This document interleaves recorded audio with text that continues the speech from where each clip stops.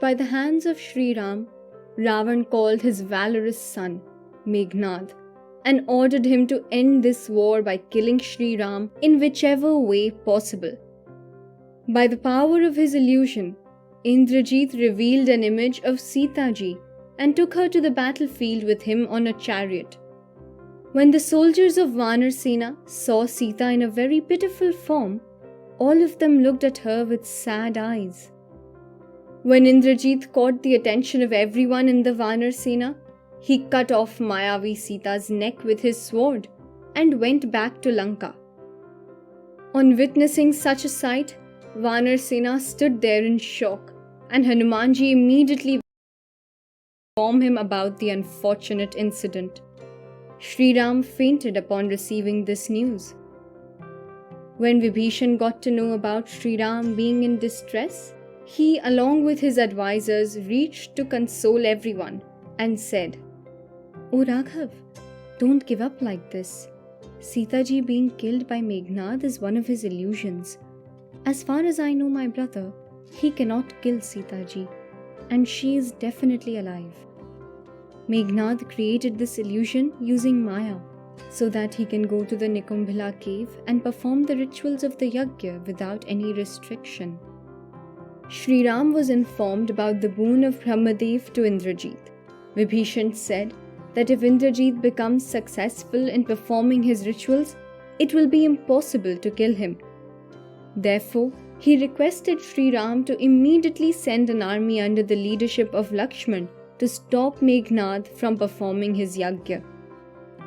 After listening to Vibhishan, Sri Ram was filled with hope and decided to send a huge army under the leadership of Lakshmanji with him. According to Brahmadev's boon, the one that fatally injures Indrajit before he has completed his Yajna will cause his death. When Vanar Sena reached Nikumbhila, they found a huge Asur army guarding Indrajit's sacrificial place by forming an array.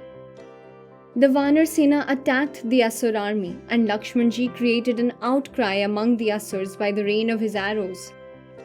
Hearing the cries of his army, Indrajit left the Yajna incomplete to face the Vanar Sena and came forward.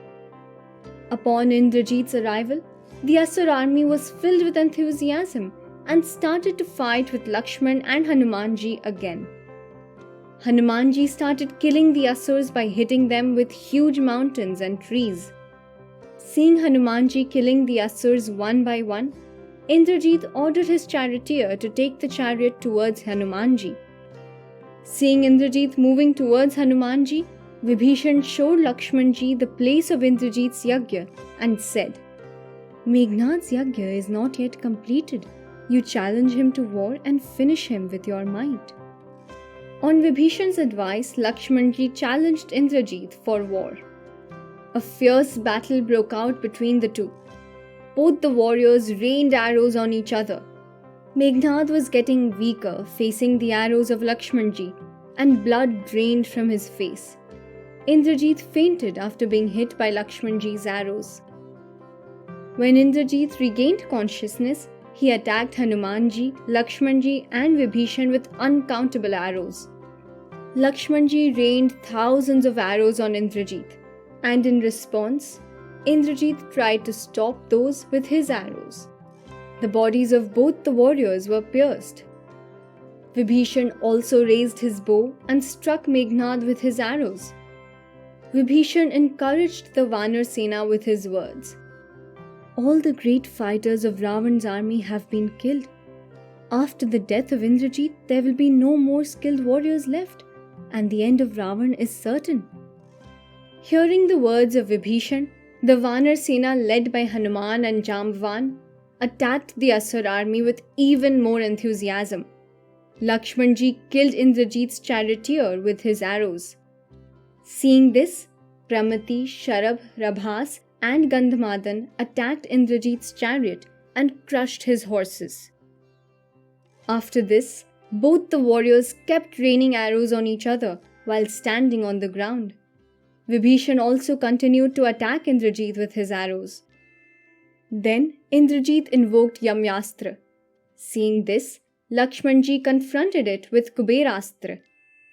Both the weapons collided with each other and were destroyed. After that, Lakshman invoked Varunastra, which Indrajit destroyed with Rudrastra.